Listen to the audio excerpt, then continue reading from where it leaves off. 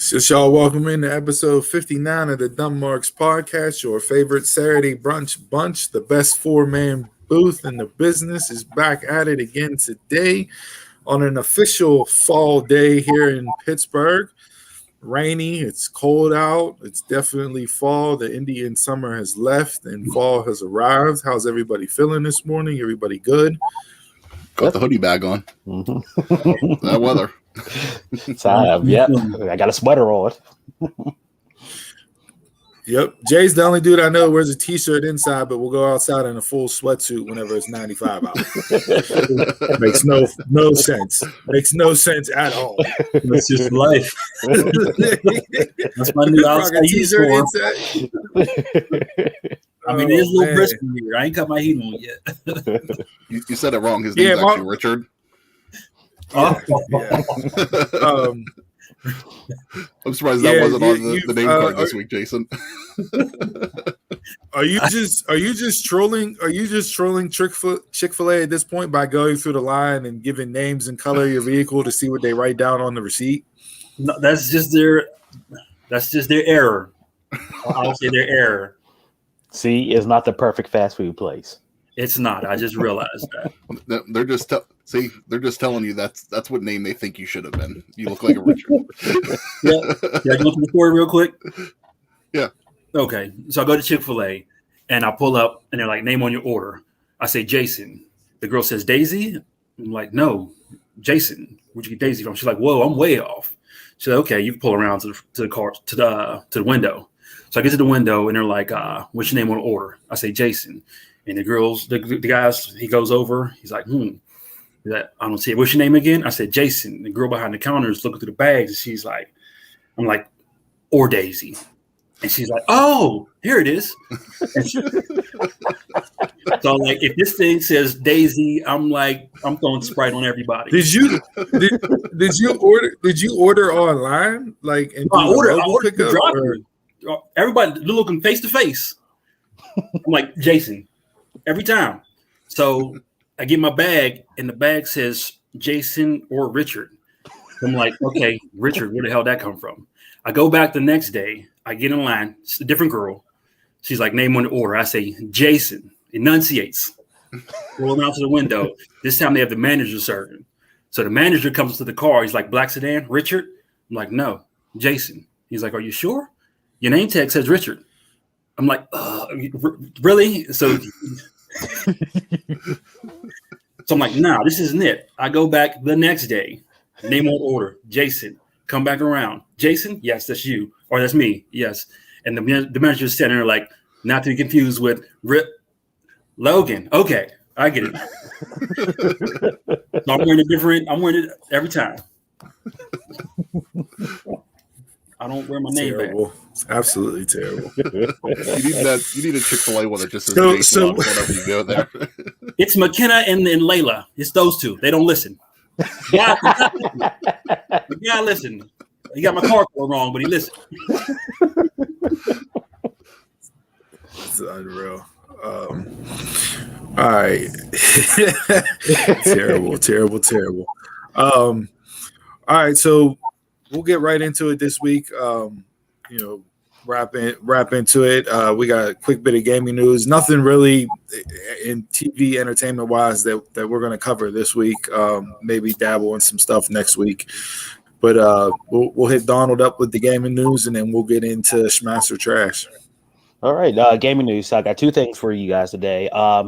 Nintendo, both Nintendo news. Nintendo Switch Online, they finally came out with their cost for the expansion pack for their online service that includes Animal Crossing, New Horizons, Happy Home DLC, the Nintendo 64, and the Sega Genesis stuff. So the original base pack for a single person is going to be $20. That's the stuff you get now, the NES and the Super Nintendo. And if you have a family membership, that's going to be $34.99. Now, with the new stuff, with the 64, Sega, and the Animal Crossing, a single membership is going to cost $50 a year, $49.99. And if you want the family membership, that's up to 8 people. That's going to be $79.99. So $80 for a year for the Nintendo. So still, online. Still less than $10 a month. Mm-hmm. Yeah, and a lot of Nintendo gamers are complaining because they said that the service is terrible. So how are you going to charge that much for a service and limited games? I don't know. I'm not a Nintendo person anymore, so take a fight over it with their company. I have it, and the only thing that I ever do with it is just play the Nintendo or the SNES games on it. So I don't really use the online system, so I don't know how well that works. Mm-hmm. I mean, for playing those games, it's decent, and you can save them and everything. Like, I like it, but yeah, I don't know if $50 is really the right price point for that. Mm-hmm. So At least it's only a year. So they announced that this week, and just a couple hours ago, rumors going around saying Nintendo is starting to make their next gen system. So this is going to be the Nintendo Switch Pro that everybody was talking about, that they thought the OLED was going to happen. So they said if you bought the OLED just 2 weeks ago, they was like, sorry, but they're working on their next gen thing, and they're trying to say that's going to come out in 2023. Now, these are all rumors and everything. Nintendo didn't announce nothing, but when you see a lot of people talking about rumors coming out, especially from the gamers that I follow on YouTube, it's probably going to be true. So it's going to be whole 4K. They said that everything's going to be try to get as powerful as the Series X and the PS5. So it's going to be an updated Switch or a different system? They didn't announce that yet. Okay. It's probably going to be an updated Switch, more than likely. But yeah, they're starting to work on their next gen thing already. Yeah. Interesting. And that's it for gaming. Yeah. All right, let's hit Smash or Trash, and then we can jump into the regularly scheduled program. All right, first thing I got up for you guys this week is Skittles is coming out with Chewies. This is going to be basically Skittles, but with no shell. Smash. I'll go Smash. Depends how into the shell, I guess you are. Jason, what'd you say you had? Either Golden Grams is coming out with a coffee mate flavor? Yeah. Smash. Trash. I was never a Golden Grams person. Me neither. Yeah. But Smash. Yeah. Steve, you sent this one to me this week. Dr. Pepper is coming out with a fantastic chocolate flavor. Right now, it's just limited edition for Dr. Pepper Rewards members, but we'll see if it hits the shelves or not. Smash. Trash. Yeah. I've been going back and forth all week on this one. I'm gonna say Smash, but it could be very trash. Depends how heavy the chocolate flavor is. Can it be our I'll try it option? Anything on here you're going to try. Yeah. We'll see if you try this one, because I don't know who the hell buys this. This is actually something that's been coming out the past few years for the holidays. It's coming back out again. Ritz crackers, fudge covered. Smash. Trash. Smash. Really? Has anybody had them? No. I have not had those, but I have had the chocolate covered Ritz cookie things that some people make around the holiday times. Yeah. And those are phenomenal. So it's like a caramel in between two Ritz crackers dipped in chocolate. Those are amazing. So I get the cracker with the salt and the chocolate all goes together. So I'm going to go Smash on those. You take the salt off a cracker, it's a cookie. Yeah, just like the sweet and salty. And okay, I have to try those then. Sam's Club has an exclusive. It's Cocoa Puffs limited edition with Swiss Miss. So it's Cocoa Puffs and marshmallows for like a hot cocoa cereal. Smash. Trash. Wait, it's cereal, not like hot cereal. Chocolate? Yeah. So it's Swiss Miss marshmallows in with Cocoa Puff cereal for breakfast cereal. Trash.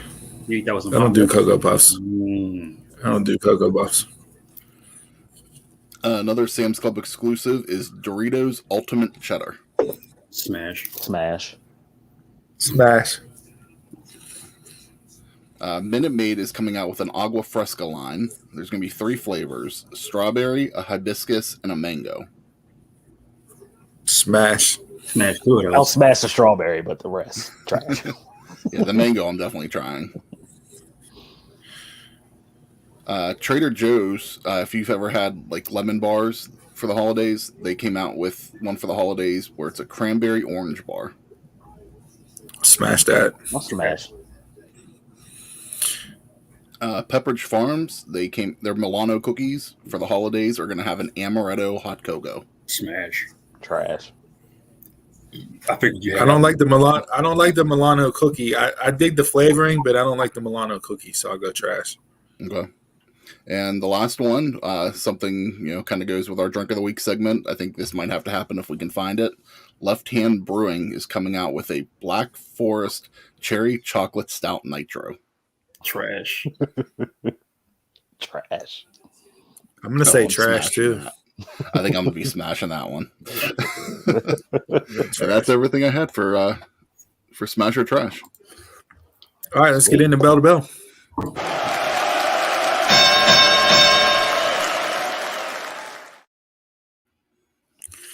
All right, busy week in the world of pro wrestling. We saw the WWE rosters reset, and the draftees are officially on their prospective brands. Crown Jewel was Thursday afternoon. We have Dynamite on tonight. Rampage was last night with SmackDown. So I think one of the big things that I want to get into, and this will cover both AEW and WWE, get into women's wrestling.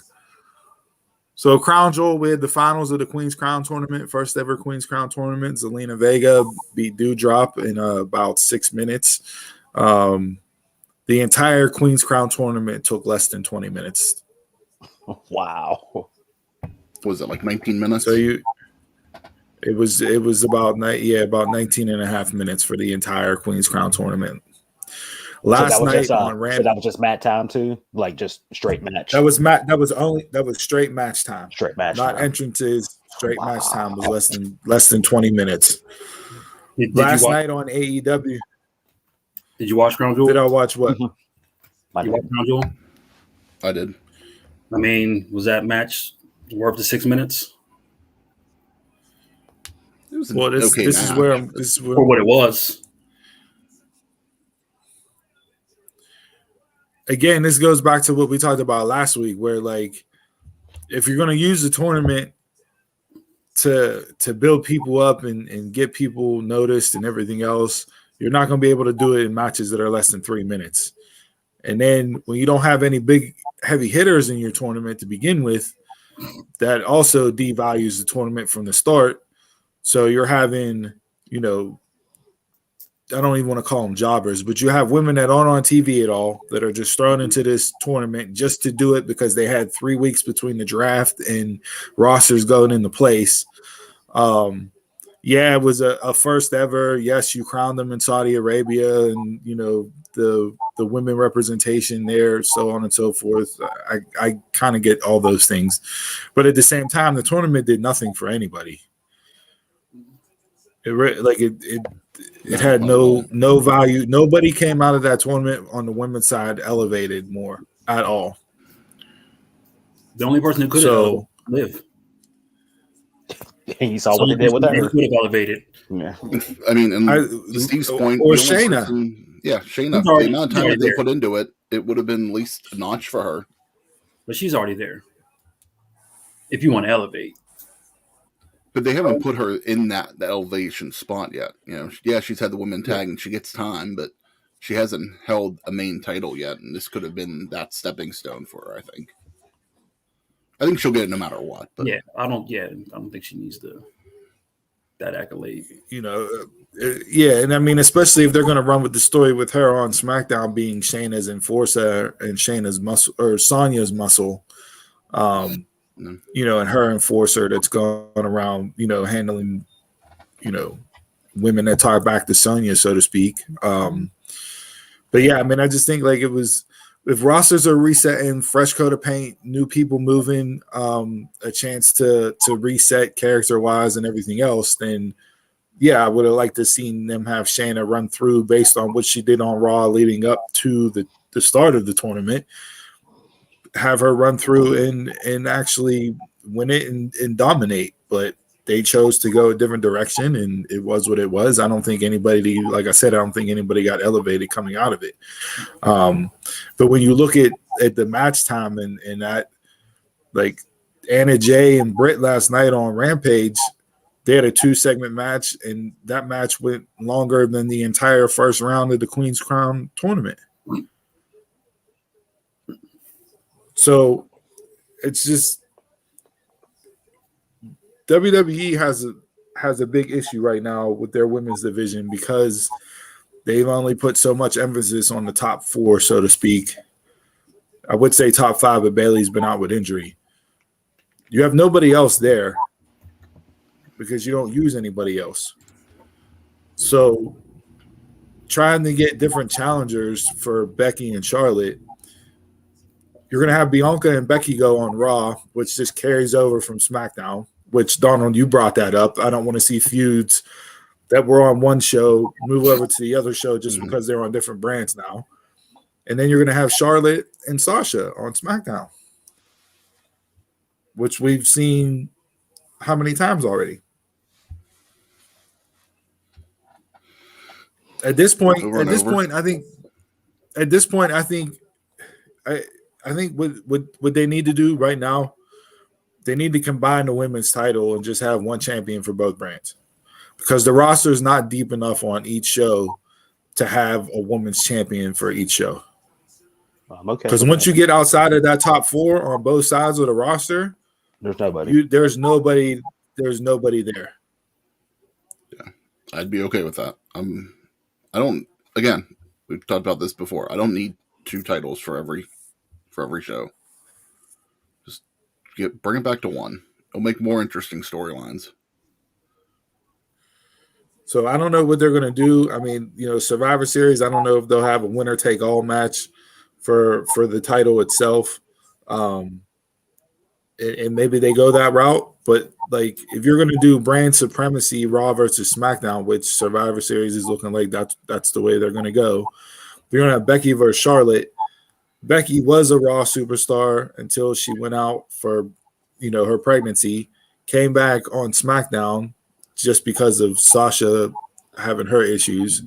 Then she gets drafted over to Raw. Charlotte was on Raw last year, and now she's champion of SmackDown, is going to wave the blue flag around for SmackDown. Like, Chris, you bring this up. It doesn't make any sense. Yeah. So, like, why are you even going with brand versus brand whenever you do a draft this close to that show? Makes no sense. It would have made sense, like, because before they used to do the draft like in April, like after WrestleMania, like to shake things up after WrestleMania, and then I could kind of understand the brand. You've been established for a little bit, but now they're doing the draft, for like the season premiere, like end the year, and start with the new rosters. So yeah, now it doesn't make sense whenever you're just getting moved, and then less than a month later, it's just like getting traded in sports. Yeah, but at least it's the same thing. Most sports, you have a little bit of time before to build up for that team. Yeah, it's like, you're getting switched, and you have to take on that team's brand. You got to wave the flag. It's just like in sports. But it's like it's almost like too with. But they don't present themselves as sport entertainment. So you can, yes, sports entertainment. They don't present themselves as a sport. So like it doesn't. You can say that, but. If I get fired and go to Walmart, I got a cape for Walmart. But you're not getting fired. You're just switching. You're just switching brands. Like it makes no sense. None at all. Like I'm not gonna believe that Becky is Raw, and Charlotte is SmackDown after I've seen them on the other brand for a year plus. And then the whole title defense swap last night, Jay, please tell me, how do you defend that segment? That was one of the worst segments they've done this year, and they've done a lot of bad segments. And especially after last year, when they did the tag title swap, it was not well received. And then they do it again this year with a much more important title. I wouldn't care if it didn't count as a title reign. Mm-hmm. Yeah, that's a big issue. Yeah, that's my only issue. If you swap belts, so what? You swap belts. The fact that it counts as a reign. Yeah. So this now puts like you didn't win. This now puts Charlotte at 6 Raw and 6 SmackDown championships. So she's tied for each. She has 1 Divas championship and I think 2 NXT. Mm-hmm. And then I don't know if they're going to count the tag team towards her like overall goal, because they're going to try to hype her up, as 16, 17 time champion after she beats her dad's record. But that's all it did. Just gave her another record. No, like right now they just count. They call it 11 time, so they don't count all those other ones. They don't count the NXT or the Divas at the moment. I think they count the Divas. They count Divas. Yeah, so she would be a 13-time champ then. I just don't like that. That segment was completely terrible. Everything about it. They announced it on social media earlier. We talked about this after we went off air last night from the Impact Prediction Show, which head on over to our YouTube channel and check that to get ready for Bound for Glory tonight. We broke down the card, gave our predictions. So if you want Impact Talk, head over there and watch that video from last night's show. But you announced, like, I was expecting a swerve last night. They put it on social media earlier in the day, title exchange. And I'm like, they can't really be this tone deaf that they're going to actually go out and just do a legit swapping of the belts and that be the end of it. And that's literally what we got. So this is canon now. So I guess from now on, if they do this is what they're going to do. Canon. It just goes to show that they put no thought or nothing into any of it. We said last year it was lazy storytelling whenever you just swap titles. And like you could have had a good match to do this.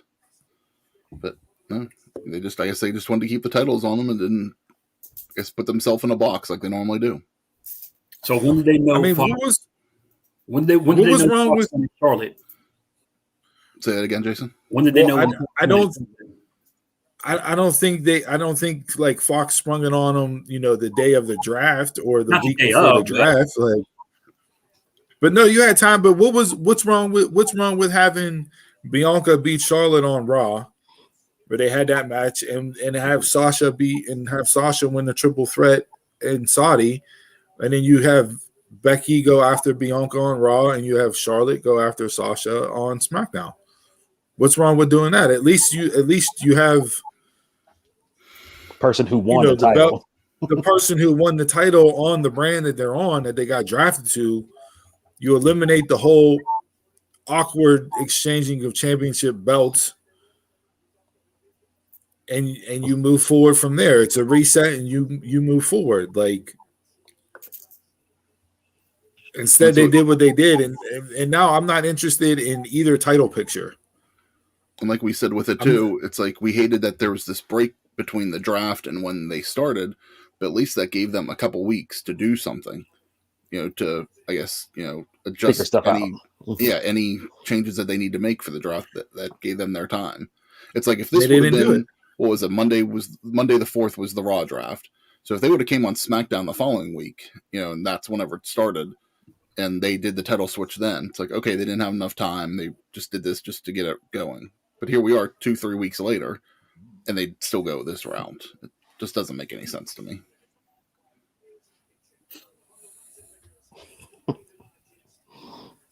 So you had no problems with that segment last night, Jay? No. It came off awkward, but because of their problems. But yeah, you switch titles. And then they got heat between each other now because they the don't switch opening. titles. Are you okay? Like when Triple H became the World Heavyweight Champion, were you okay when they just gave him the title? Oh hell no! Because I mean, that's basically what they did. I don't remember that. Whatever they brought in the World Heavyweight title in 2002, like Eric Bischoff just gave Triple H the world title, and that then that kicked off that title, that championship in WWE. Mm-hmm. Just like I don't get how you just give somebody a championship. I didn't like it then, and here we are, almost 20 years later. I still don't like whenever they just swap titles because, again, like you said, because this counts as a championship reign, you're just giving them a title. They didn't earn it; they just were giving them a title. That's the only thing I hate. Yeah. I just think they They could have done for done as some much. better, but I don't mind it. Doesn't eat at me. It's just, to me, it just goes to show like they don't focus and they don't care about their women's division. For as much as they tout it and as much as they put it out there and Women's Revolution and everything else and all that, they don't care about it. This whole month of booking, just it goes to show you that it's not a priority and they don't care. They have nobody built up besides your top four. It'll be 5 when Bayley comes back. And to me, those 4 women, well, those 5 women total, they've gotten over on their own compared to how they've been booked. You can't even throw Asuka in there because of how she's been booked from time to time. And what they've done with her with title reigns. Most of their popularity for all of them comes from NXT. It doesn't come from the main roster. It carried over from NXT. I forgot all about Asuka until you mentioned her. I really did. Man. Completely right? Forgettable, right? But now, like, I don't care. The characters for Becky and Charlotte as they are right now after last night, I don't care about either one. To me, they're just 2 crybaby children arguing over a toy, and Sonya Deville was a parent out there. Saying, no, stop.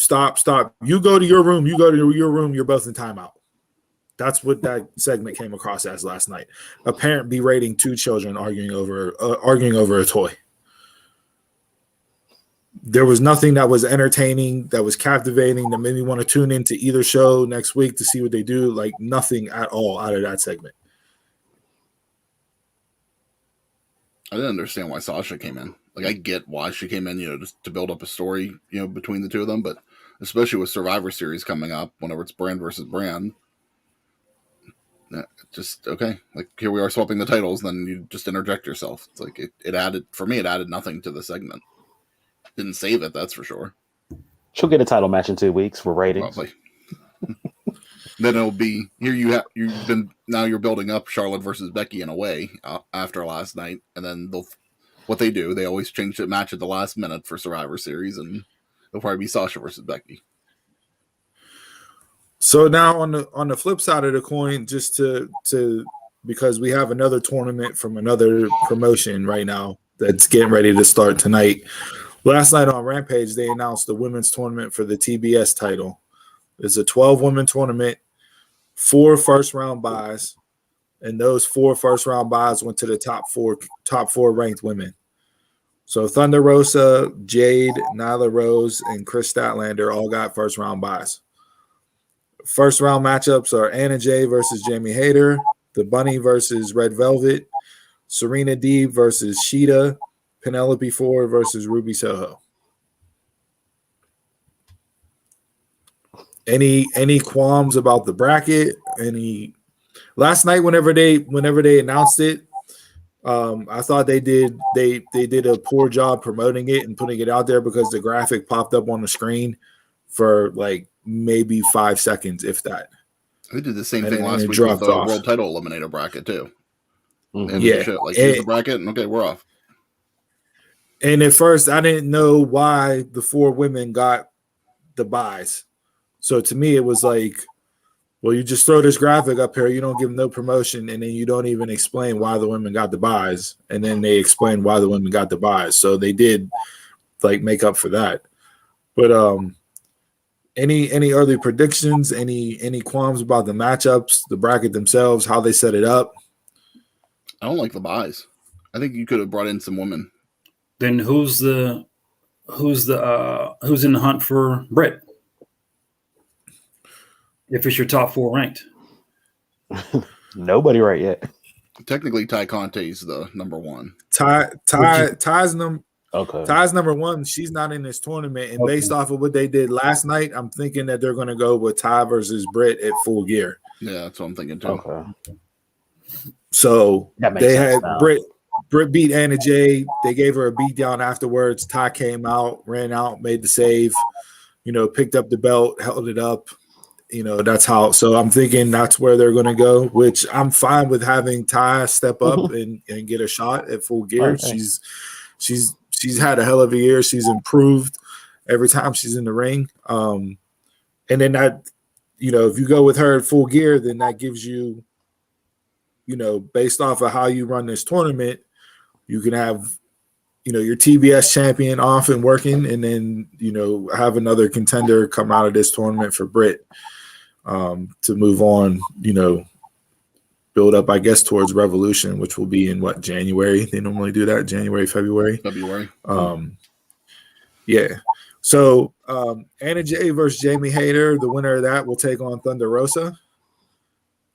The Bunny versus Red Velvet, the winner of that will take on Jade. Serena Deeb versus Sheeta, the winner of that gets Nyla Rose. And then Penelope Ford and Ruby, the winner of that gets Statlander. I think the most interesting, I guess, route bracket-wise, if you're looking at it, Deeb versus Sheeta, a first-round matchup, could be a finals. And then the winner of that gets Nyla Rose. I know you guys aren't as high as Nyla Rose as some people are, but if you're just looking from a matchup standpoint, that's a tough road to go through. Before the brackets were announced, I said Serena Deeb would be the one who I would put the belt on, because to me, this TBS title should be like your old television title where your best worker has it, goes out each show, Rampage, Dynamite, and defends it for 15, 20 minutes a night. And Serena Deeb's that type of wrestler. She's, to me, and she didn't get much love in the, I don't know where she ranked that in the women's top 150 list, but work rate wise, she's one of the top handful of women in the world. Yeah, she's definitely a workhorse for sure. So any early favorites at that division? Any early favorites? Anybody you'd like to see win this? Who do you think they could build it up and put it on? Statlander. It could, and honestly, it could be anybody to me, except for maybe Anna Jay and Bunny. Everybody else I could see becoming something. Like I could see the argument for Ruby. I think the best option would right now, and we kind of discussed this last week with the build up of the announcement, would be Thunder Rosa. You give her, right now you're not putting her with Britt. You know what they can do. At some point, she's going to get that next elevation title match and take the belt, whether it's from Britt or somebody else. But I think for now, that's the right division for her. Doesn't put her in the main division. She has her own championship to fight off, and then once she loses it, she can move back up. Yeah, and if you're gonna book this straight out as like heel versus face dynamic, right? Which I don't think AEW will do whenever they, as we see who wins. But if you're going just heel versus face dynamic, you'd have Jamie Hayter beat Anna Jay, because then you'd have her versus Thunder Rosa. You'd have Red Velvet beat the Bunny because her versus Jade. You'd have Sheeta beat Deeb and have Sheeta against Nyla. And then you'd have you'd have Penelope Ford beat Ruby because you'd have Statlander against Ford. If you're going straight heel versus face dynamic. I don't think they'll do that. I think AEW will book this out to try to have the best matches possible. Yeah. I'm a little surprised Riho was left out of the tournament. Yeah, I don't know what they're doing with her. They haven't done a whole lot with her since she's come back from the pandemic. The last time I saw her was with the team up with Statlander and I forget who else. It was a 6-woman tag. I mean, I guess if she's not really ranked, there's no point of throwing her in there. So, and I don't know if she's back. Like, I believe she was in the process of moving over to the States too. So I don't know, like, if she's, here full time now, or if she's still, back in Japan and whatnot. Like, have no idea with that. But that was just the one name that, looking through the list, I'm like, oh no, Rio. But I don't know what their long-term plans are with her, but the whole pandemic really screwed that up with her. So in this situation, we're all cool with the heel versus face versus face, heel versus heel dynamic. You mean as far as if they have heel versus heel and face versus face as the brackets move on? I mean, y'all tore down the other two tournaments, King of the Ring, about the amount of faces and heels. No, that's what I'm trying to say. I'm saying right now, like, but you're cool with it in this situation. You just want the first round. The first round matchups they have heels versus face in each of the first round matchups. I thought AEW didn't hit heel faces, but they don't. But I'm saying if you look at it from the heel face dynamic, each of the first round matchups are all heels versus faces. So if they continue that out, then your heel versus face is. Then what's the point of the second round matchups? Then what's the point of booking a tournament if you just want to go straight heel versus faces? I don't think they'll do That's that. what I'm saying. I don't think they'll do that. I just noticed looking at the first round matchups, each first round matchup is heel versus face. Mm-hmm. Now you get into the second round, to me, you would have Ruby versus Statlander, which is face versus face. Deeb or Sheeta, that's a coin flip, obviously. Like we just saw Deeb win, so either or there. So you have heel versus heel with Deeb versus Rose, or you have face versus heel. Velvet Bunny, I think Velvet's gonna win that. You have heel versus face there with Velvet against Jade, and then Hayter and Anna Jay versus Thunder Rosa. I think they'll go Hayter, but that one's to me is a coin flip too. So you could have Anna Jay versus Thunder Rosa in the second round as face versus face. But if you looked at the WWE, the Queen's Crown tournament, you only had 2 faces and you had 6 heels. But then what was the problem there? I mean, that was a big issue. The problem is that every single woman on the WWE roster is a heel. But what was the issue if it's a tournament?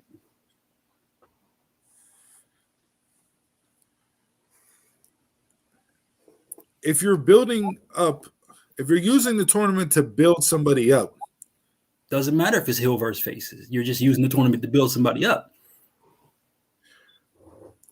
So even if you take the heel versus face dynamic out of the Queen's Crown tournament, they still didn't build anybody up with the tournament. So it didn't matter that they had 6 heels or 6 faces. It doesn't matter. That's not what I'm talking about. I'm talking about you shitting on the WWE stuff and not this tournament for doing the same exact thing. No, I shit on the WWE tournament because y'all wrote on the tournaments from day one. Booking, the bracket, the amount size, who's from where, what roster, even though it didn't matter at the time. Y'all shit on the whole entire you just named all my points there. Yeah. You had a SmackDown side of the bracket filled with Raw rosters. You had a Raw side of the bracket filled with SmackDown rosters. Even though they didn't matter, Raw was still Raw, SmackDown was still SmackDown because the draft took place and didn't go into effect for 3 fucking weeks. And they told you. That's the dumbest idea for a tournament ever. They told you when it went to effect, and you're trying to make a math situation when they told you it doesn't go into effect until this day. Don't do the draft. Then don't do it. You can't make my eyes unsee what I've already seen. If I see a draft and I see people moved over to Raw or I see people moved over to SmackDown, I've seen that. They're now a Raw SmackDown star. They're now a SmackDown superstar. But then you want to have a tournament where no, they're not Raw. They're still SmackDown. No, I watched it. I saw the name. I saw the draft. I saw the logo.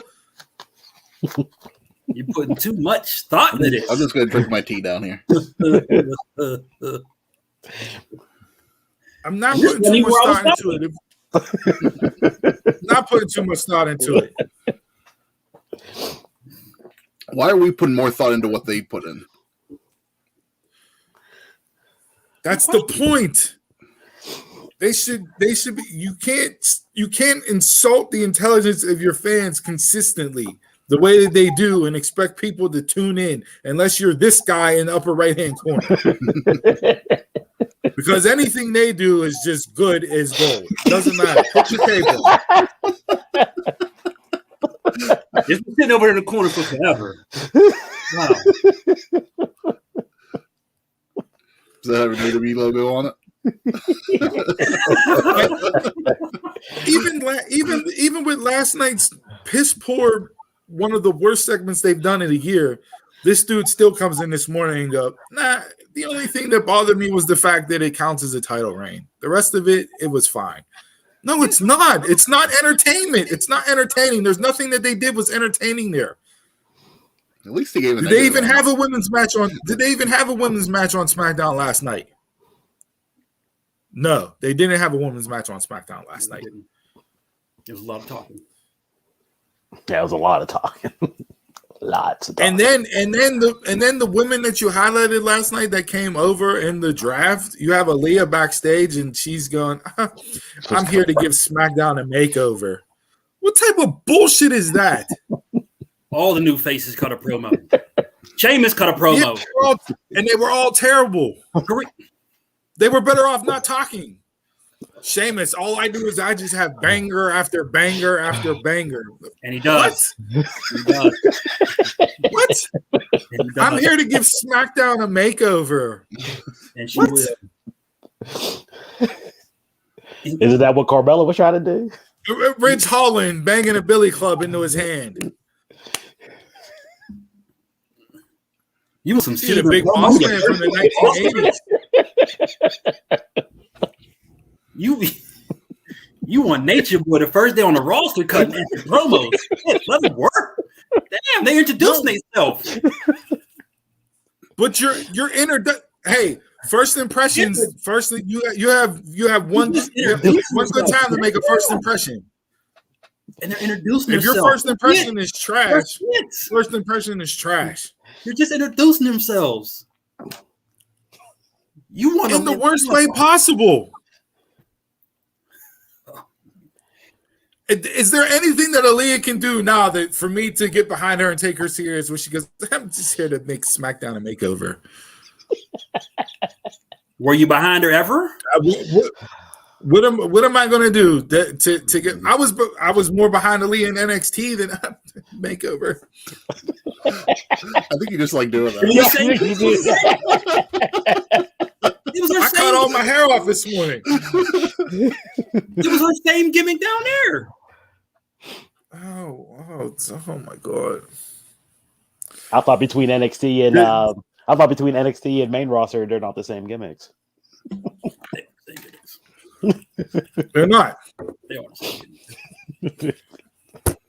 And then they had, and then today in the rumor roundup on K-Side Seats, it said that rumor to be is that hold on, where's it at? About Shotzi. Shotzi is going to be a heel. Tegan's going to be a face. Hit Row, they're going to have Swerve and Adonis as the tag team, and Top Dollar is going to be the single star push. I don't mind that. What else was there? Long as the tag is better than Top Dollar. Top Dollar should be the one in the tag team, and Swerve should be the single. Mia Yim's going to be a face on Raw. Haven't heard that name in a while. She's been a face. Xia Li's been a face. Xia Li's going to be a face on SmackDown. Going to be a face? Dude, she was a face for her whole damn career. Until she met Tenchi or whoever. Hey, guess what? You're a heel. She was a heel for 2 months. You're a heel. And that's your last impression. You're a heel, yes. That's your last impression. That's my last impression, yes. Or Mortal Kombat music and all that stuff. You're a heel. A heel 2 months and automatic you a heel for life. You are. So they bring in Xia Li with that same gimmick, or are they bringing her back to her original gimmick? What, so she's just going to pull the fans out? Yeah. We don't know. They didn't show her last night, right? She's Raw, I think, right? She had a vignette. Boom. She's SmackDown. Or she is SmackDown? Okay. Yeah, she had a vignette last night. Yeah, Zion's SmackDown. What they do with her? I missed that. They just firstborn Chinese or the first Chinese wrestler did all her training montage. That was it. Yep, going back to the fans in the face. Yep. Exactly what she's going to do. And there's a problem with that? You might even get Mr. Fuji with her. Yeah. Yeah. I mean, you down there wielding swords and size and everything. Like, I want to see that. That's entertainment, buddy. She's gonna have a big LED dragon blowing out for her, blowing out flames that spell out her name. These Pretty dope. Dude, if I see that next week, I'm not even showing up next week if I see that. I'm gonna make a meme of this bracket. and then on. So not only do you have all that debuting BS and everything else, but then you have Nakamura and Corbin go back at it again. Yeah, that title's contender thing. So now they're going to feud for the Intercontinental Championship, even though we've seen them feud for 3 months over the crown. Get ready for another 3 months. Did Nakamura just WWE exists, and I'm gonna put a picture of this graphic here. Lately, WWE stands for worst wrestling ever because there's nothing that they're doing. You have one thing that's entertaining. Did you watch Crown Jewel? Other than being 4 hours, the whole thing was good. It was the best Saudi Arabia show that they've done. Except it was for the best Saudi Arabia show that they've done. For Goldberg. Goldberg last year could have cut that. Roman and Brock was good. Edge and Seth was good. Finn and Xavier was good. Lashley and Drew was okay. It was good. McIntyre and Big E was McIntyre and Big E. I'm over McIntyre. It had McIntyre in it, so no, it doesn't fly. It wasn't terrible. What did you say yesterday? Huh? What did you say about Crown Jewel yesterday?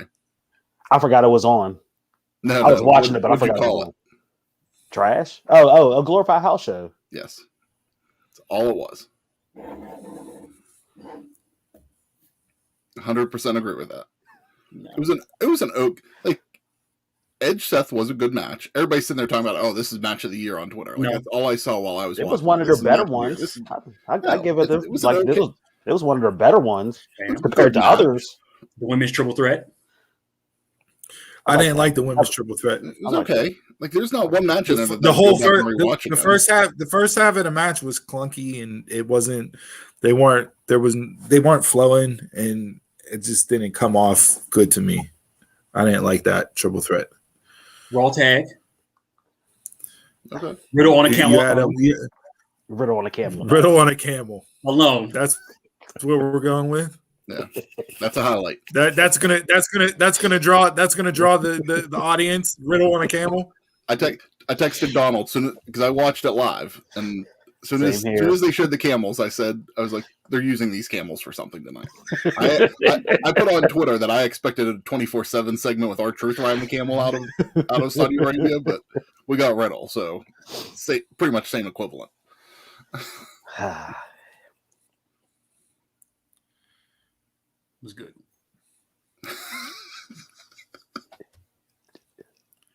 It was one of their better ones in Saudi Arabia. It was their best one in Saudi Arabia. It probably was their best one. It was their best Saudi Arabia show. It was their best one. I'll agree with that. But was it a great show overall? No. Tough. They haven't put on there's not a pay-per-view for WWE that I would put in like as far as best pay-per-view of the year goes. I'd put it on par with SummerSlam. SummerSlam was not. Yeah. I thought it was better than SummerSlam. To be honest with you, I did. I'll probably say yeah. Not by much. Jaded, man. You got jaded. No, I'm not. It's not that I'm jaded. It's that I'm tired of. Anything that I watched out of it, though, it's just like there's nothing that I'd want to rewatch again. To me, that's what makes a good match. Is a match that I'd want to rewatch again.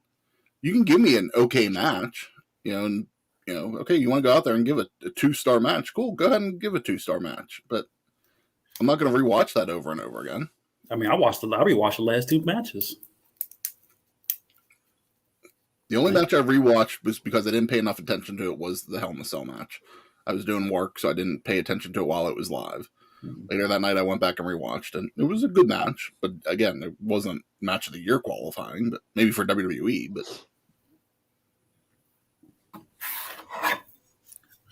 So to circle back to the women's discussion.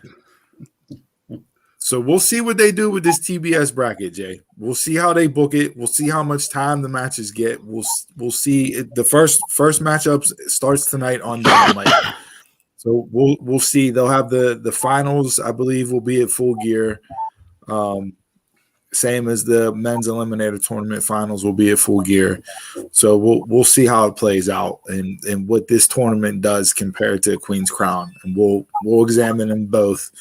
And if it fails, it fails, and I'll shit on it because it fails.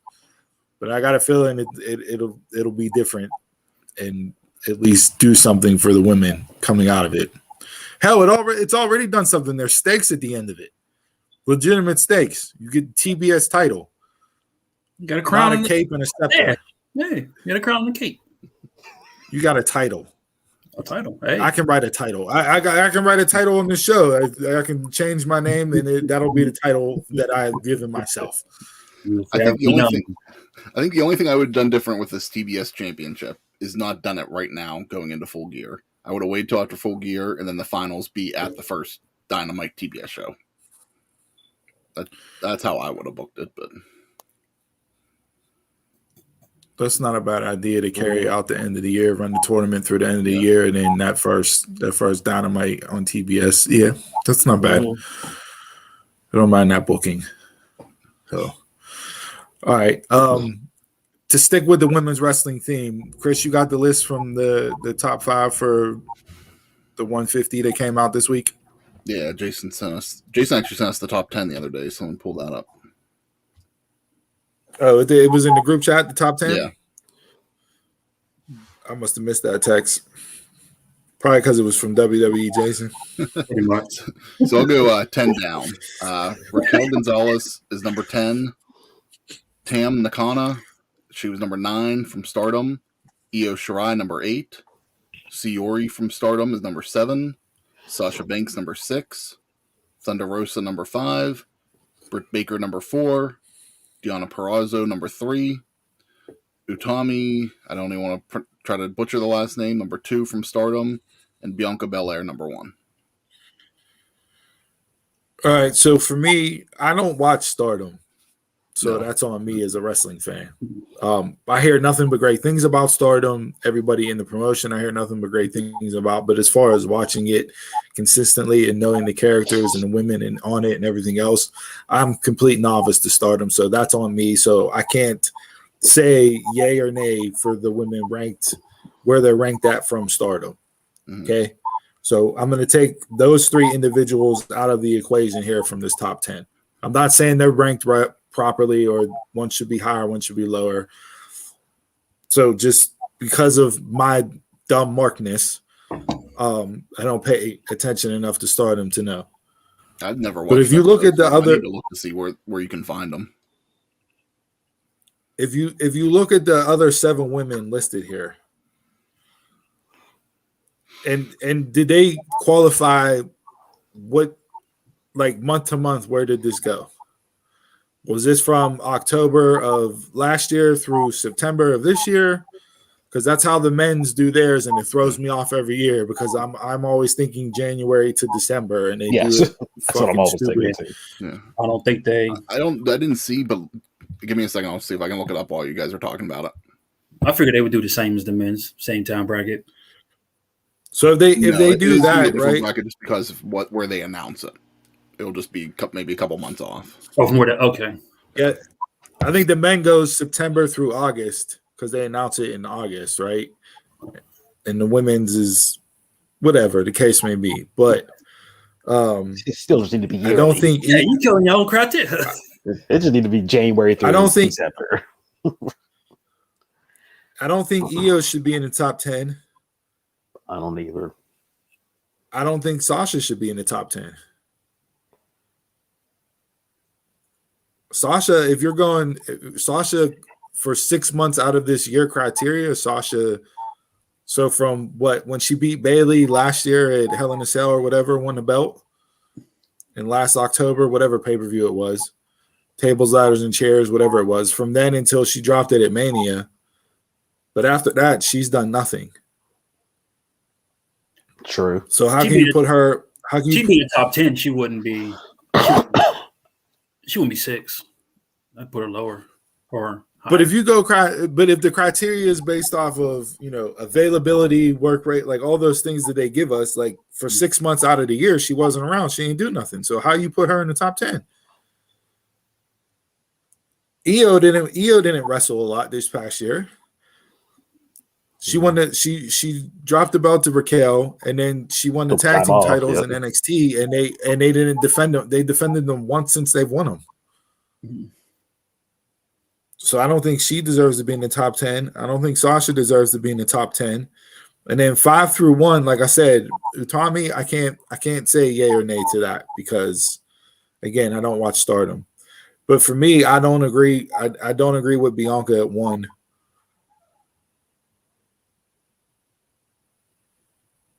Based off of who the other 3 people are in the top 5. Who do you put above her? For me, number 1 this year, I put Deonna number 1. I wouldn't complain. She's the longest reigning Impact Women's Champion, and she's also the Reinas de Reyes champion. Mm. I wouldn't complain about that. And you said she's had 2 title reigns. You said 15. She's 15-0 in title defenses this year. I found the criteria. So to me, Deonna. Go ahead. What do you got? The criteria. So it says the women's 150, which focuses primarily on the in-ring success of wrestlers competing in women's divisions and promotions, is based on the evaluation period beginning October 1st of 2020 and ending on September 30th, 2021. In order to qualify for the list, wrestlers must have competed in at least 10 matches, or if less than 10 matches, in 6 bouts in 6 separate months during the evaluation period. Criteria for the women's 150 list include in-ring achievement, whether it's championships, tournaments, or win-loss record, influence in one's home promotion and the industry at large, technical ability, breadth and quality of competition, and activity. That was their criteria. So again, based off of that criteria, for me, Sasha's not in the top 10. Io's not in the top 10. Raquel, I would bump her up based on those falling out. But yeah, for me, for that, Deonna's number 1. I go Deonna 1, Britt 2, Bianca 3, Thunder Rosa 4. Nah. And again, this is not a slight to Utami, but I don't know Stardom, so I can't say she's properly rated or not. So yeah, we're not gonna say pros or cons to any of the Stardom wrestlers just because we don't know. Yeah. Yeah. I mean, I could understand for if you think that Deonna's number 1. I'm just the only knock influence. I think Britt might be a little bit hotter right now in the industry, so that could be why I'd put Britt number 1. But that's just my opinion on it. And all these lists are almost all subjective anyway. So that was influencing their own promotion and the business at large, right? So not only is Deonna the longest reigning Impact, almost the longest reigning women's knockout champion, she's also been the longest reigning knockout champion of this past year for the promotion, men or women. She's crossed over and wrestled in NWA, main evented on their NWA Empower pay-per-view, and she's won the Reinas de Reyes champion in AAA at AAA's biggest pay-per-view of the year. So, I get the argument. Again, the slight. This is where the slight on Impact comes in because it's not viewed by as many people. But for me, Deonna is the number 1 women's wrestler right now, based off of that criteria that you read off. The only knock that you could possibly say against her, and I wouldn't even say that it's a knock because when you look at the list of women that she's beat this year, would be competition. Okay. But not counting Mickey James tonight, but she's wrestled Jazz. She retired Jazz in Jazz's retirement match. There's actually a list that Impact posted yesterday. I'm gonna pull that up. They gave her, because she's been undefeated for the last 15 matches, and they gave the list of the last 15 opponents. Let me see if I can find that too. I know there was last night. It was a quality list, and I think that'll help out your argument with competition. Here we go. And that's not counting, beating Fabi Apache in AAA or, who she wrestled in a crossover at NWA. So Deonna Purrazzo is undefeated in her last 15 singles matches in Impact. And the list is Sue Young, Rosemary, Taya Valkyrie, ODB, Jazz, Tennille Dashwood, Havoc, Susan, Kimberly, Lady Frost, Thunder Rosa, and Masha Slamovich.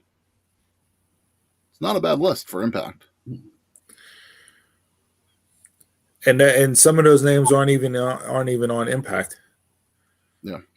Mm-hmm. Those were just in Impact. Yeah.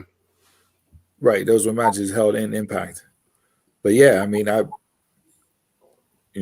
I'm a diehard Britt Baker, but for me, Deonna, I would give the nod to Deonna here for number one. And that could be a slight Anybody? on PWI, just because there's a little bias with them against Impact a lot of times. Because they're not a main. Yeah, there's been a lot of times, especially like during the TNA days, a lot of slight that they gave TNA then, but that could still be there. For me, my top three. Go ahead, Donald. Oh, my top three will be Deonna 1, Bianca 2, Britt 3, and I put Bianca over Britt because I think Bianca's in work in the ring is better than Britt's. I get that. Like I said, we talked about, a couple months ago about like our matches of the year so far, and I know Thunder Rosa and Britt got a couple nods on here, but for me, Bianca Sasha from WrestleMania, for me, still holds up as my match of the year right now.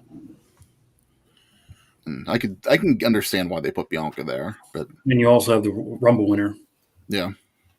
And you're there. You're constantly there. Nobody else is taking time off, or everybody else is taking time off but her. I might not like the character work they've done with her this year and the stories that they've. So Jay, you'd have Bianca at one. I'd have Purrazzo. Her and Purrazzo interchangeable. Those would be one or two. Mm-hmm. Wait, there was like major. I didn't get any of that. Like, I don't know if the stream on my end was messed up, but it like jumped fast forward, rewound. I didn't catch any of that. Like, I'm looking for a ghost around my basement right now. Like, yeah. They 1 and 2. You could split hairs about each one. But like when you said it, when I looked at it, I was like Bianca number 1. I had my doubt because I seen Purrazzo on the list, so I'd say Purrazzo number 1, Bianca 2. I think I the reason why I give Britt the edge over Bianca is because of the influence.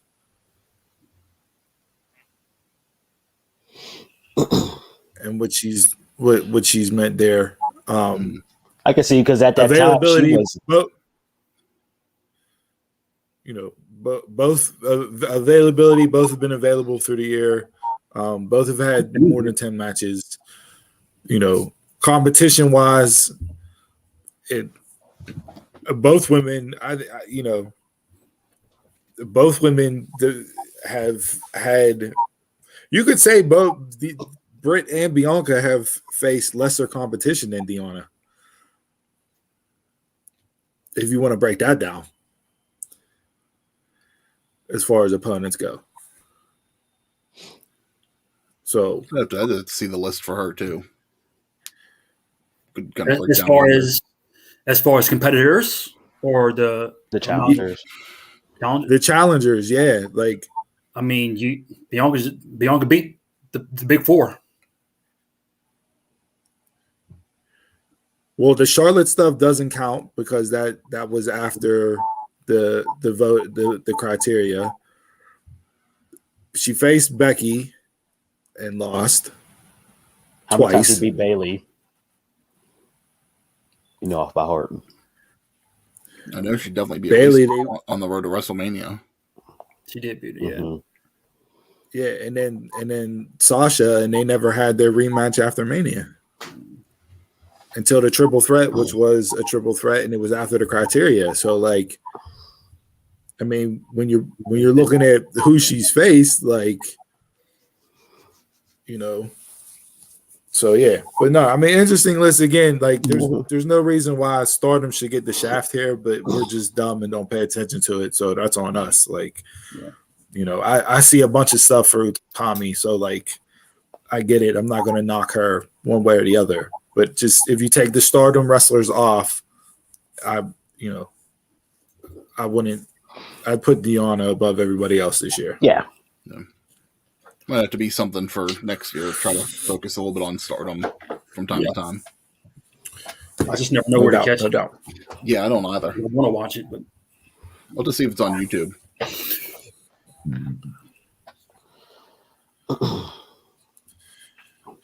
All right. With that being said, let's wrap up Bell to Bell this week and jump into Drink of the Week.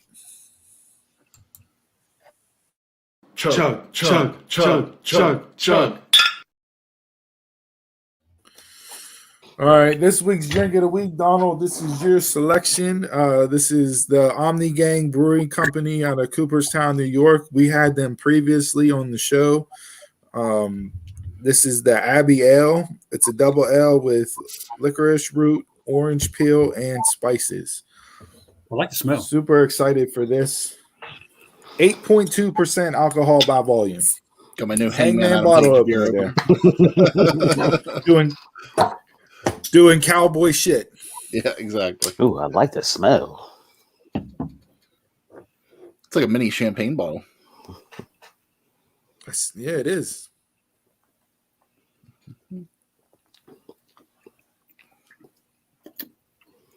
Thought this was sparkling wine at first. Huh. I get that. Yeah, I'm in on this. 2.2, okay. This is odd. None of the flavors listed really stand out a whole bunch. Like one's not more overpowering than the other one. I think they all work together well. Mm-hmm. I wonder what spices they put in it, you know, to go with the orange peel.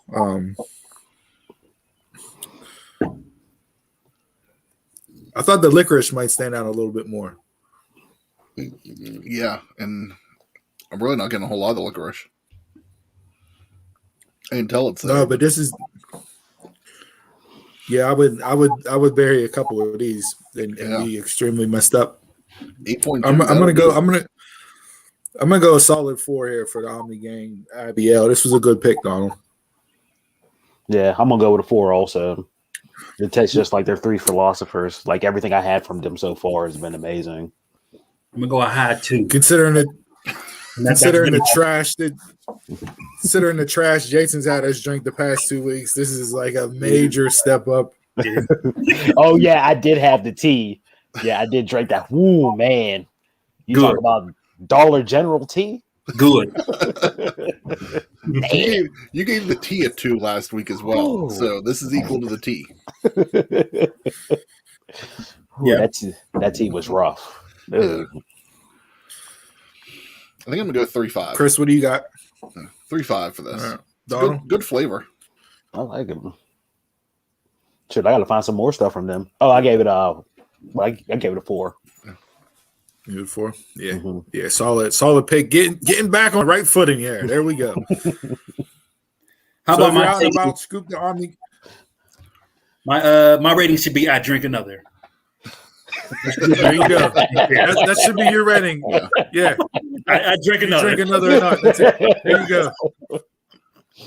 That'll be what you do from now on. It's either I'll have another or no. That's how we know it's either good or not. So, all right.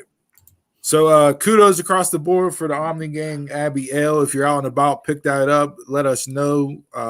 Give us your take on it. And with that being said, pick up your bottles, cans, brown paper bags, shot glasses, red and blue solo cups, whatever you're drinking with, and to good ships and wood ships and ships that sail the seas. The best ships are friendships, and friends will always be. Salute.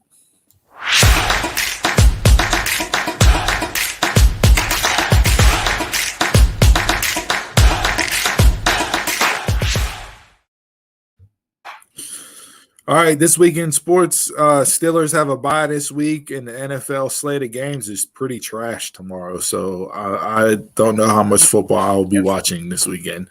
On Sunday goes.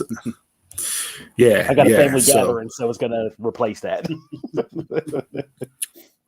Yeah. There. I think there's maybe like 3 NFL games that I'm interested in tomorrow. That's about it. The Sunday night game, Colts Niners. God.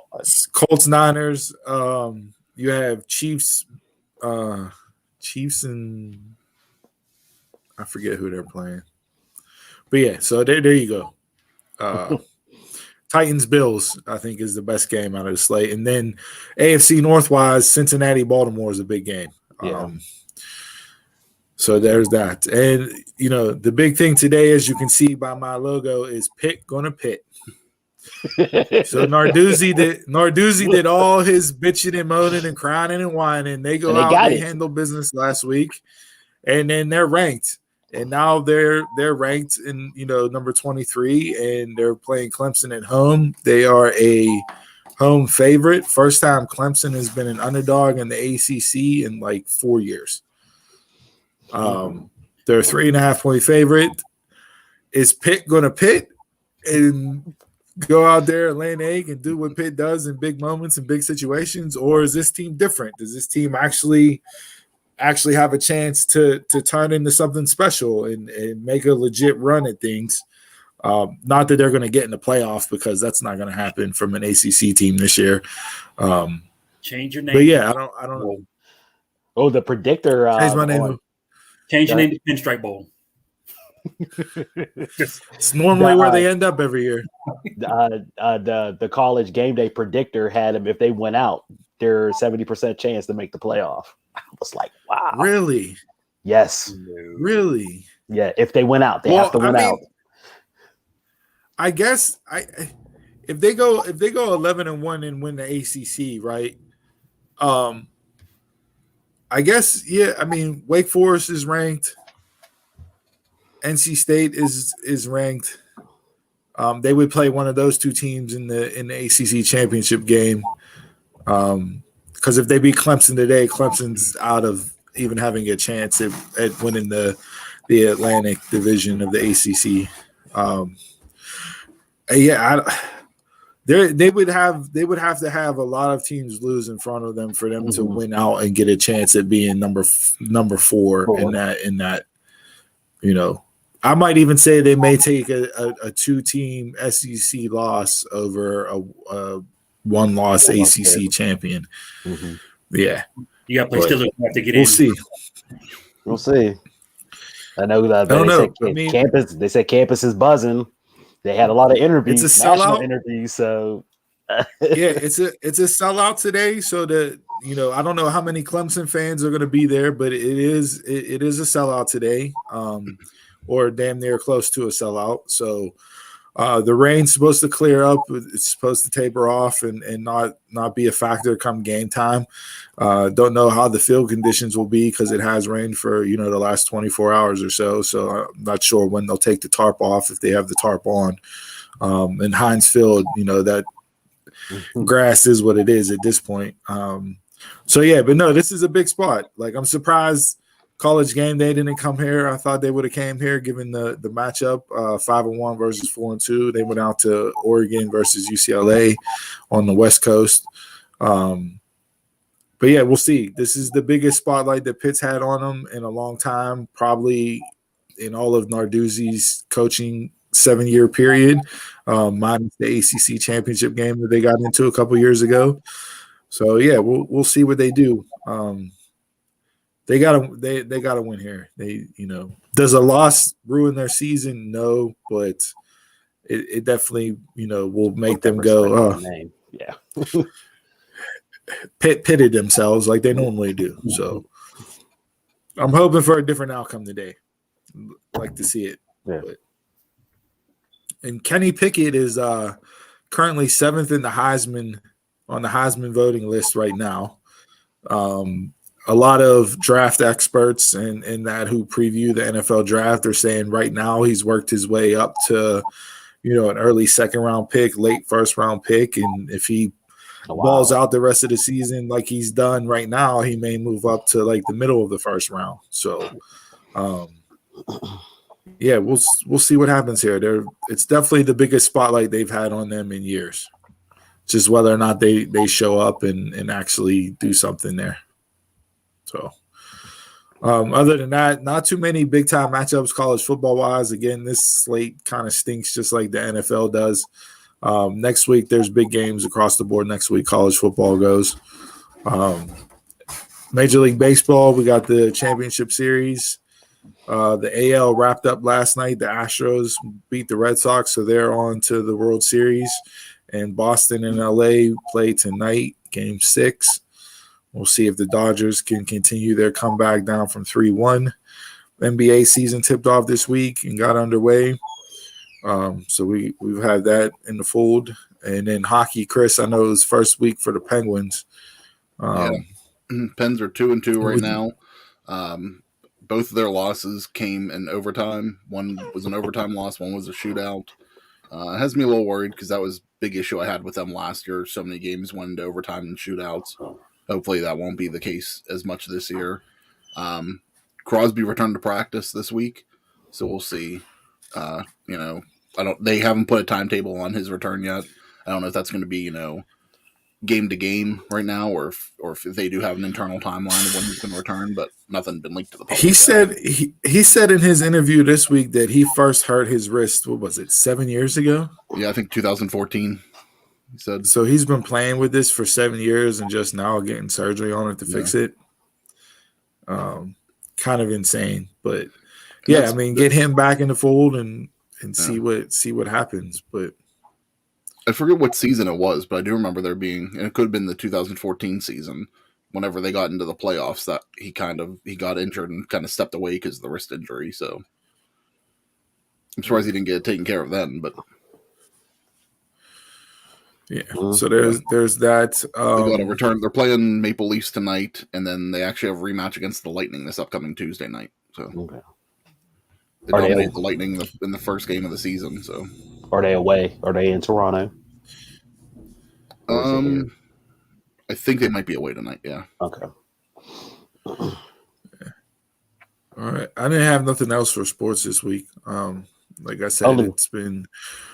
Oh well, I know Donald. You wanted to bring up the Major League Baseball stuff. Yeah. Thursday. Yeah. Go ahead. No, I was just going to say Thursday was it the 25th time ever that all 4 major sports were played on the same day. So you had MLB, NFL, NBA, NHL. So you had all 4 of those. Then you had college football, which was 5. And I think there was a MLS game on with 6. So you literally had every single sport on Thursday.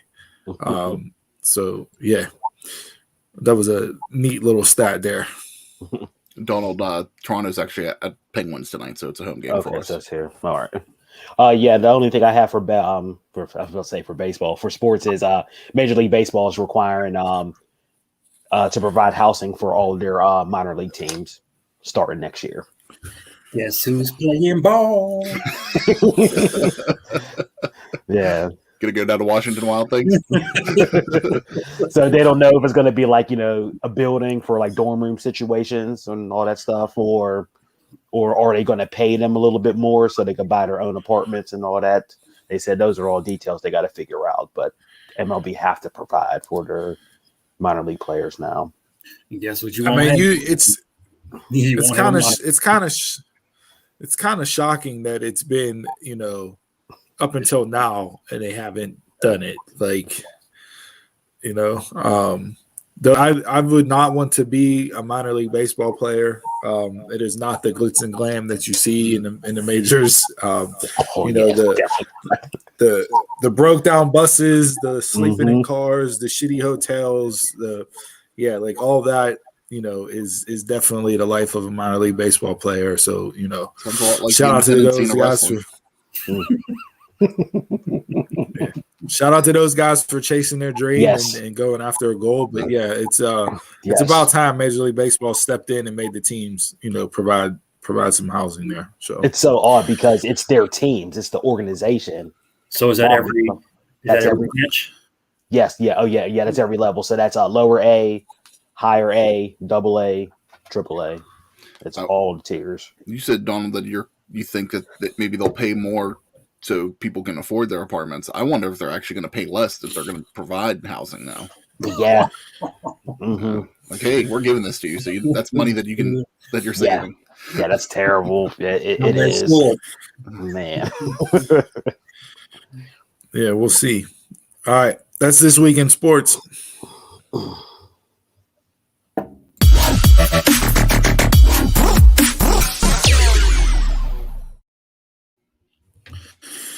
All right. World famous, world renowned. One got to go.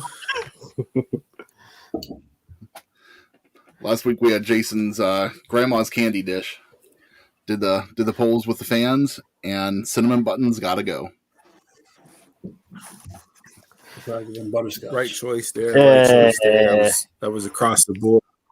Yeah. Not for me. Don't like I love cinnamon stuff. It would have been butterscotch for me because I don't like the taffy in my teeth and all that stuff. So that's unless it's Mrs. Werther's. I went to my mother's and on her fridge she had a candy dish, and it was the same 3 pieces that we set her at the bottom. Mints, the butterscotch, and the cinnamon button. See, Donald, for me, the butterscotch would be like a taffy. It's like the hard candy one, so that's what I like. All right, what do we got for this week's One Gotta Go? All right, this week is Donald's pick. Donald, set it up. So we're still in the Halloween season, so I figure we do supernatural horror movies. I had a debate about this because I didn't know whether to do old school ones like The Exorcist or Poltergeist or do the newer ones. But I figured go with the newer ones because the kids out there will know these and they wouldn't know the previous ones. So these are all newer ones. This is everything that I thought were the best supernatural movies from the year 99 and up. I had to cut it off somewhere because there were so many supernatural movies. So these are the 3 I came up with. Blair Witch being the 4. The 4, yeah. Blair Witch being the oldest. And Blair Witch is the oldest, and Blair Witch is the only movie that I've seen on this list. But everybody gets on me about not watching comedy. You don't watch horror films, cut them off. I didn't say I don't watch horror films. I just said out of this list, Blair Witch is the only one that I've watched. So yeah, I'm not the one to pick this week. So I'm just gonna go ahead and say Insidious will be off the list from what I've heard based on the other 2. So Blair Witch stays because I've seen it, even though it was a hoax. But at the time when that shit came out and people thought it was real, it was real. So yeah, but no, I've heard good things about Paranormal Activity and The Conjuring as well. So I have no right to gripe this week as far as what stays and what goes. So I'll just throw one out there and I'll say D, Insidious. This ain't my genre either, but I've seen most of them. Insidious is staying, Conjuring is staying, and Blair Witch just because my man kicked the map in the lake. That was the only reason this is staying. Paranormal Activity I've never seen and have zero interest in. I don't care about cup floating across the room. Don't want to see like the door magically open up and the sheets pulled off the bed real quick. So your paranormal activities going for you? Yeah. Yeah. I saw the first two Paranormal Activities. Don, was there more than one Blair Witch? There was. Yeah, there was. Yeah, there was. Yeah, they did a remake and they did like another off thing with it too. Okay, I only saw the first one. But that's the only one you need to see. Okay. Yeah, and I saw the first Conjuring. The only one that I haven't seen is Insidious. So just for that, I'm going to take Insidious off the list. But I enjoyed all the other three that I've watched. I'm going to keep Blair Witch on just because it was the start of the found footage, genre and all that stuff. And like Jason said, the guy kicking the map into the river was some funny stuff. But back when it was out, like when it first came out, it was real because even IMDb, when people were searching the actors' names, they said dead on there, deceased. So they tried to make it like as real as possible. Conjuring, that is like the staple of this generation supernatural movie. That is never going anywhere. They didn't miss at all with any of their movies. Insidious, I like the first one, but the second one really helps the first one a lot whenever you watch them together. Paranormal Activity, as together, a whole as a series is good, but the first one was probably the worst one out of the original trilogy. The third one is the best one out of that whole that whole series. So Paranormal Activity got to go. The first one is just not interesting at all. Oh, so we're going off original movies? Yes, that was the original movies. Yeah. Mm-hmm. All right, so that's this week's One Gotta Go. Play along with the polls. Hit us up on social media. Let us know which one gotta go. Feel free to bury me this week, but as I said, I at least watched one of these, unlike Donald, who was 0 for 4 on the comedies list. Or Chris. So yeah, 0 for 4. or Chris. I wasn't 0 for 4. I've at least watched one of one. Steve, next week's our Halloween show. Are you going to do a Halloween one? Gotta go or? I got some stuff in the works here that I'm thinking about doing. I may hit Donald up on the side to get some advice or direction, but I think I'll have something in the bag for next week. It's gonna be something like Jason's worst takes. That is pretty scary, but yeah. Plain M&M or peanut M&M. Is the Charlie Brown Great Pumpkin Patch the best Halloween movie ever? Like something like that. So yeah. All right, but that's it for One Gotta Go.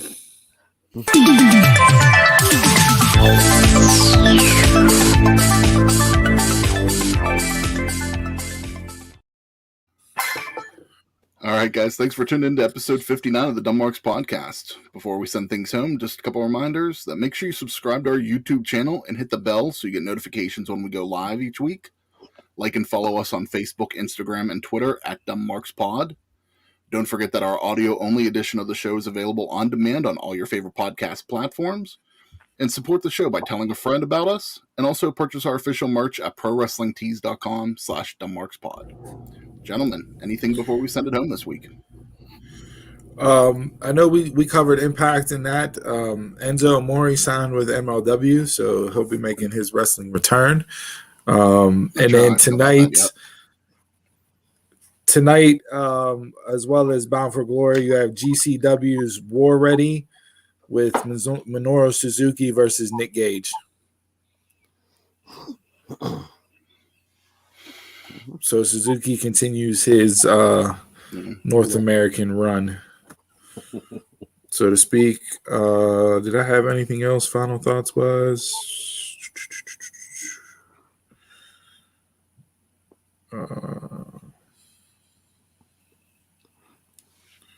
no. The only other thing that I saw, the Steelers last weekend honored the Hall of Fame members.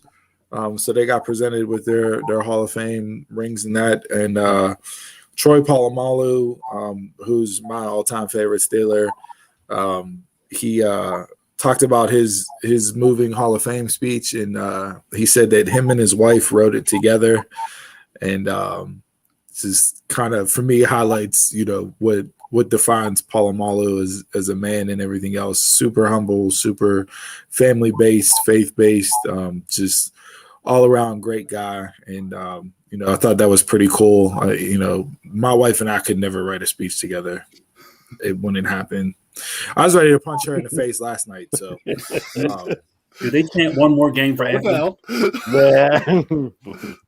no, I mean, like as soon as I walked in the house yesterday, she's bagging on me. I'm like, did I walk into the Twilight Zone? Is this like, should I leave? Should I walk back out the door and then come back in? Like, it was nonstop. Like, she was bitching at me for drying her coffee cup and putting it in the cupboard, and she couldn't find it in the morning when she went to go get coffee. And I'm like, I did a nice thing. I dried it, I put it away. Like, yeah. As I washed the rest of the dishes, I'm like, you know what? Well, forget you then. I'm not touching your coffee cup ever again. You know? Tune in next week for the best You're an asshole. Yeah. And then she's talking shit. You play? Did she kill him, or is it just a joke? Yeah. Well, I mean, so she verbally abuses me, right? And then she starts with the text messages, and she's sending me 5 middle finger emojis and everything else. I'm like, what is happening right now? Like, I don't understand this at all. That's love. And then she's texting me while we're doing the pod. Hey, did you change the furnace filter yet? I want to turn on the furnace, turn on the heat. I'm in the middle of a podcast right now. Which you're right you there. Not know what time? You're right there, aren't you? Just kind of grab it. Turn on the heat already. Dang. That's what I'm saying, Donald. Like, come on, put a blanket on, grab a hoodie. Already. We don't need to turn the furnace on. You don't turn the furnace on until like 66. snow drop. The thermostat reads 66 in the house right now. Put some slippers on and grab a snuggie. Like, yeah, that's comfortable. Hot chocolate. So if I'm not on the show after this week, you guys know why. I think yesterday she just didn't like your face.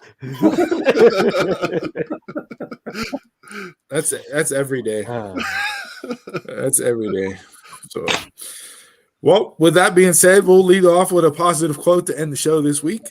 All